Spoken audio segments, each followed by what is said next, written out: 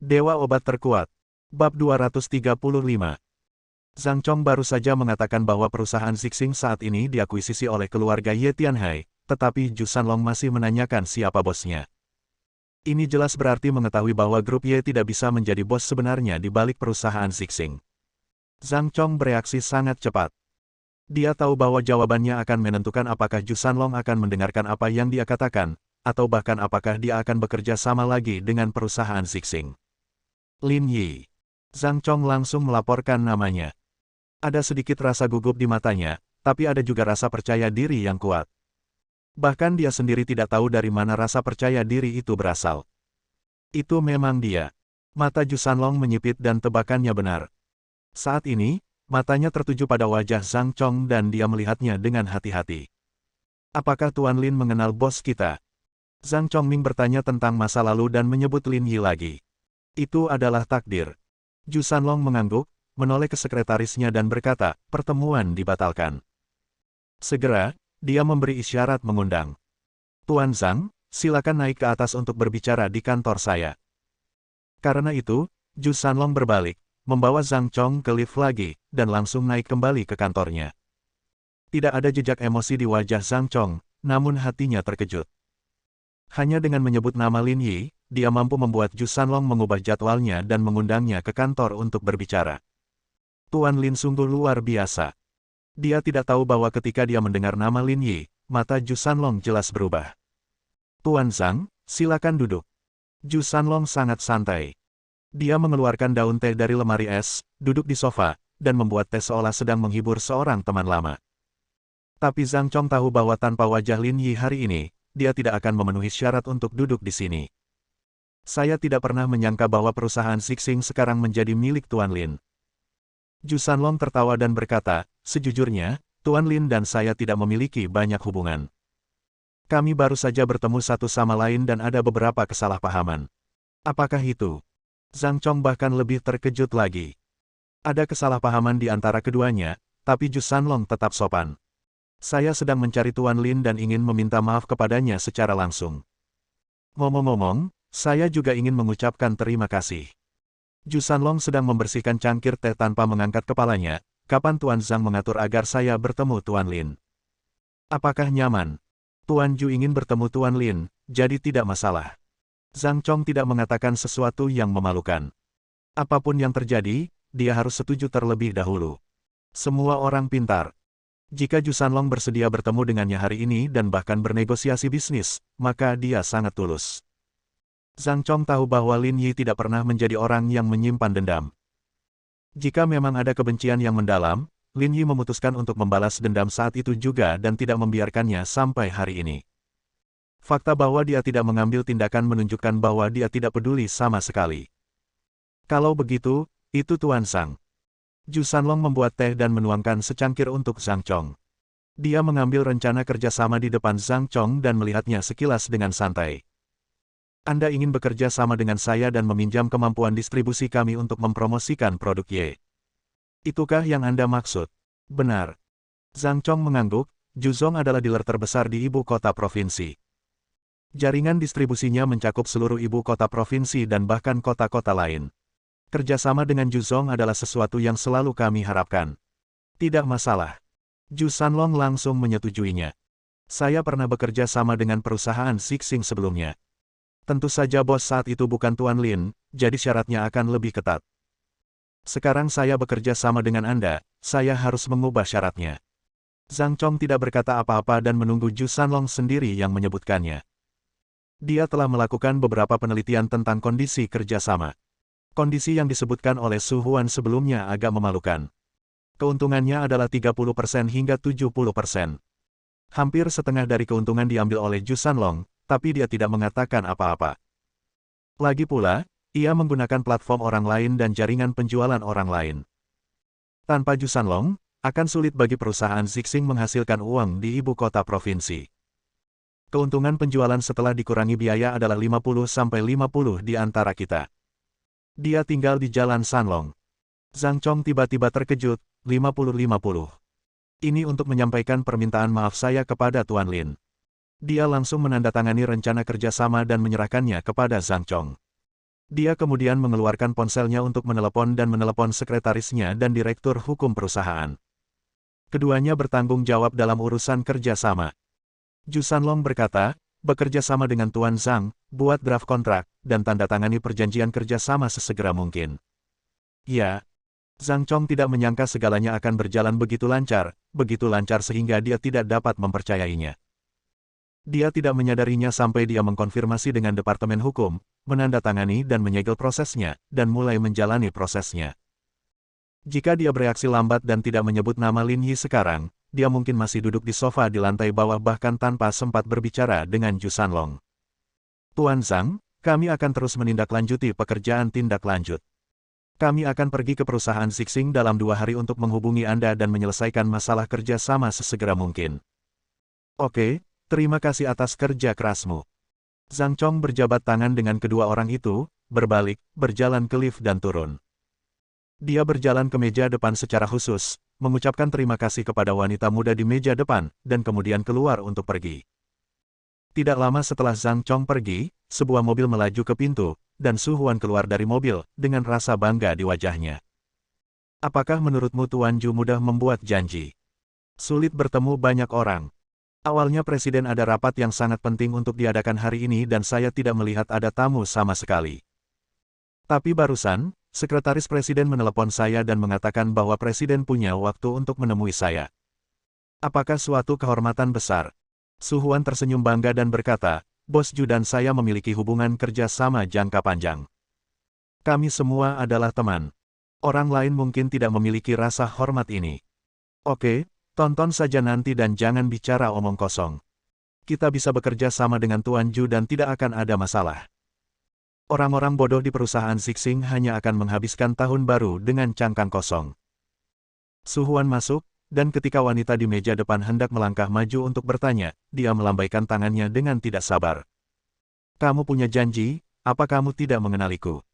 Beraninya kamu menghentikanku. Setelah mengatakan itu, dia mendengus dan langsung berjalan ke dalam lift, mengabaikan wanita di meja depan, meninggalkannya tampak sedih dan tidak berdaya. Su Huan menyenandungkan sebuah lagu dan naik ke atas, mendatangi pintu kantor Ju Sanlong, mengulurkan tangannya dan mengetuk pintu. Silakan masuk. Suara Ju Sanlong datang dari dalam. Su Huan membuka pintu, sedikit membungkuk, dengan senyuman di wajahnya. Tuan Ju, saya tidak mengganggu Anda, bukan? Dia masuk ke kantor dan menutup pintu dengan lembut. Ketika dia melihat panas mengalir dari cangkir teh di meja kopi, dia merasa senang. Ju Sanlong bahkan sudah menyeduh tehnya terlebih dahulu dan menunggunya. Ini sangat tulus. Su Huan merasa tersanjung. Ju Sanlong duduk di kursi kantor, menatap Su Huan, dan langsung ke pokok permasalahan tanpa memintanya untuk duduk. Anda memberitahu saya melalui telepon bahwa Anda telah membuka perusahaan baru dan ingin terus bekerja dengan saya. Ya, saya telah meninggalkan perusahaan Zixing, dan semua elit kunci telah mengikuti saya.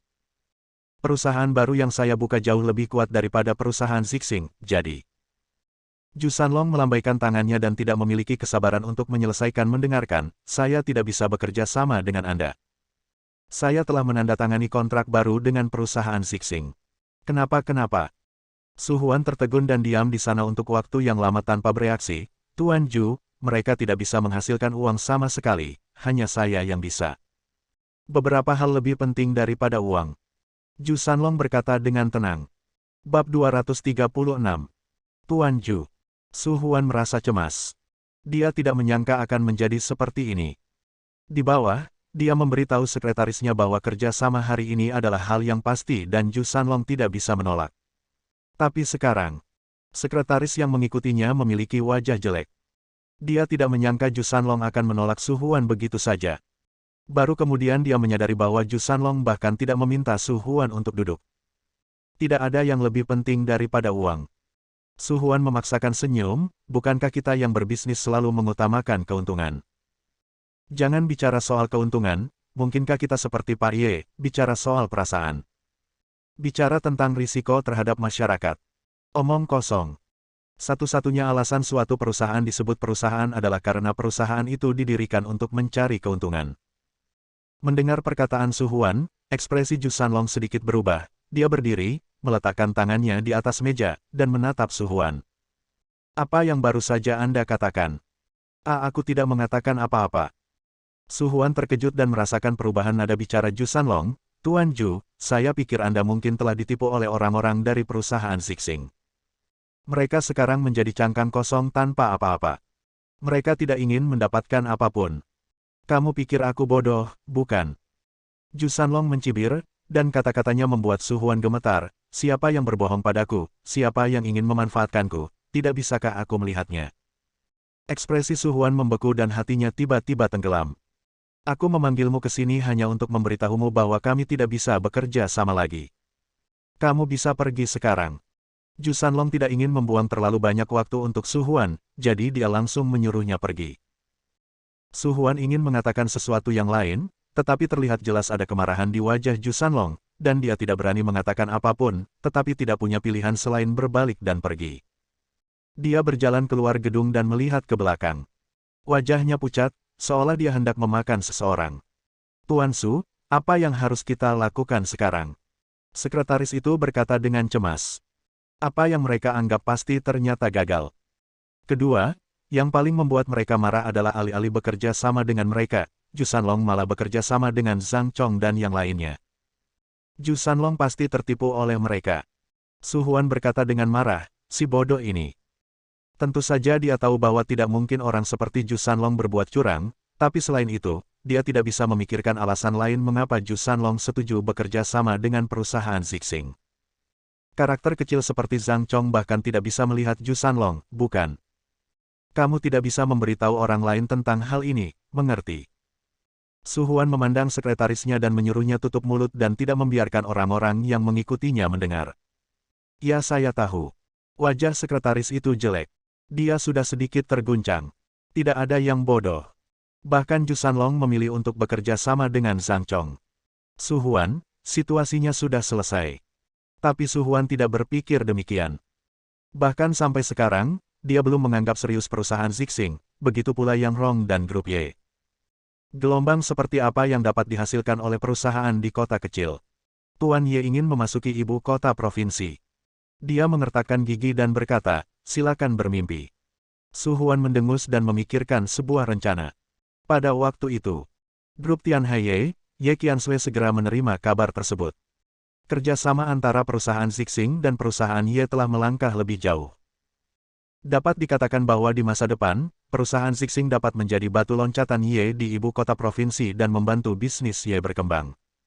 Lebih lanjut, Yang Bagus memiliki pijakan yang kuat di ibu kota provinsi. Perusahaan Zixing seperti jembatan, dibangun antara Ye dan dealer besar, dan menjadi departemen penjualan Ye. Apakah itu Zhang Chong? Di kantor, Ye Qianshui mengangguk, saya pernah mendengar tentang dia. Dia sangat terkenal di Tianhai dan memiliki kemampuan yang hebat. Awalnya saya ingin merekrut dia ke keluarga Ye, tapi sayangnya, dia menolak pergi kemana-mana. Dia menyesalkan bahwa penyihir bisnis seperti itu awalnya adalah anggota Yang Rong, tetapi sekarang dia bekerja langsung dengan keluarga Ye dan setara dengan menjadi anggota keluarga Ye. Ya, saya sangat iri. Dalam waktu singkat, saya telah mengintegrasikan perusahaan Zixing, dan saya juga telah menegosiasikan kerjasama dengan Ju Sanlong di ibu kota provinsi. Sekarang, banyak orang di ibu kota provinsi telah memperhatikannya. Xiao Zhao hanya bisa menghela nafas. Belum lagi, mampu menangkap Ju Sanlong, seorang taipan distribusi besar, dalam waktu singkat sudah cukup membuat shock ibu kota provinsi. Orang yang cakap akan unggul kemanapun dia pergi. Ye Qianshui berkata, sekarang persiapan front-end hampir selesai, haruskah departemen produksi dan pengembangan kita juga mempercepat kemajuannya? Dia memandang Xiao Zhao. Kalau saya masuk ibu kota provinsi, saya berencana langsung masuk pasar dengan produk baru. Tuan Ye, kenapa tidak pakai dulu produk lama yang sudah teruji pasarnya? Xiao Zhao sedikit terkejut. Dulu, caranya adalah memasuki pasar terlebih dahulu, menggunakan produk yang sudah terbukti untuk mendapatkan kepercayaan konsumen, kemudian secara bertahap mengumpulkan popularitas dan terus memperkenalkan produk baru. Strategi Ye Qianshui sebelumnya selalu sama. Stabilitas adalah prioritas utama, tapi sekarang telah berubah. Mempengaruhi pasar yang lebih besar, produk lama tidak kompetitif. Katanya langsung. Beberapa tahun telah berlalu. Jika produknya cukup kompetitif, mereka sudah lama membuka pasar di kota-kota provinsi. Lagi pula, Di kota-kota besar, konsumen memiliki terlalu banyak produk untuk dipilih. Ada banyak produk yang kualitasnya lebih tinggi dan kualitasnya lebih tinggi dari produk Y, dan masyarakat di kota besar juga memiliki persyaratan kualitas yang tinggi dalam segala aspek. Mereka hanya membeli yang mahal tapi bukan yang tepat.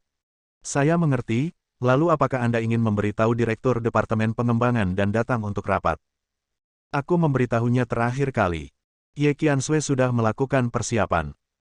Ketika Lin Yi menyarankan kepadanya untuk mempromosikan masuknya Ye ke ibu kota provinsi, dia telah memikirkan masalah ini dan selalu merasa bahwa cara terbaik adalah dengan langsung meluncurkan produk baru yang dia buat dan langsung meledakkan pasar. Dia cukup percaya pada produk Ye. Oke, kalau begitu saya akan mengirim pesan untuk memberitahu departemen lain dan membuat koneksi serta penyesuaian tepat waktu.